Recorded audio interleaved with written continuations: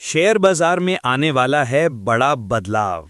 सेबी अब short selling और securities lending and borrowing यानी एसएलबी सिस्टम के पूरे ढांचे की समीक्षा करने जा रही है। 2007 और 2008 में बने इन नियमों को अब दोबारा देखने की तैयारी चल रही है।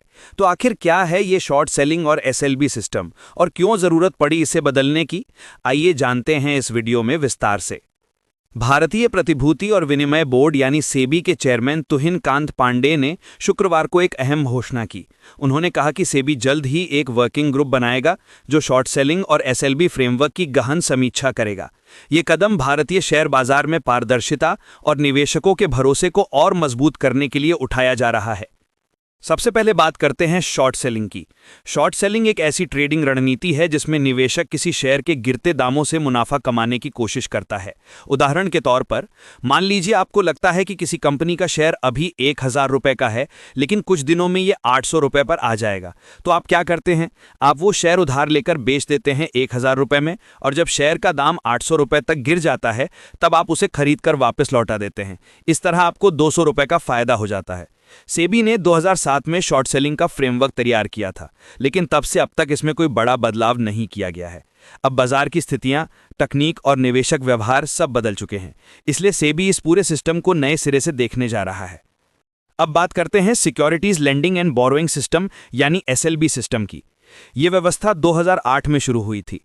इस सिस्टम में निवेशक अपने डीमैट अकाउंट में रखे शेयरों को कुछ समय के लिए उधार दे सकते हैं और बदले में उन्हें उस पर फीस या ब्याज मिलता है।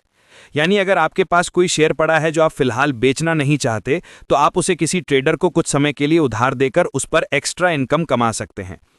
दूसरी तरफ जो व्यक्ति शेयर उधार लेता है वो इन शेयरों का इस्तेमाल शॉर्ट सेलिंग या ट्रेड सेटलमेंट में करता है।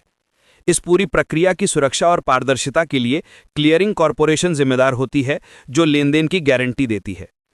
अब सवाल यह है कि जब ये दोनों सिस्टम पहले से चल रहे हैं तो सेबी को समीक्षा की जरूरत क्यों पड़ी।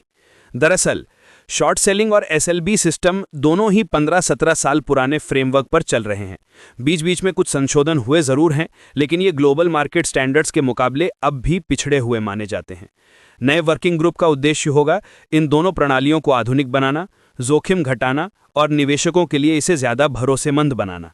सेबी चेयरमैन तुहिन कांत पांडे ने कहा है कि हमारा फोकस निवेशकों के हितों की रक्षा और बाजार की पारदर्शिता बढ़ाने पर है।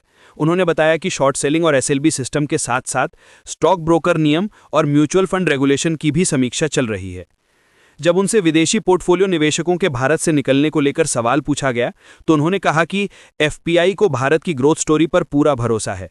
भारत की अर्थव्यवस्था मजबूत है और लंबी अवधि में विदेशी निवेशकों का विश्वास बना रहेगा।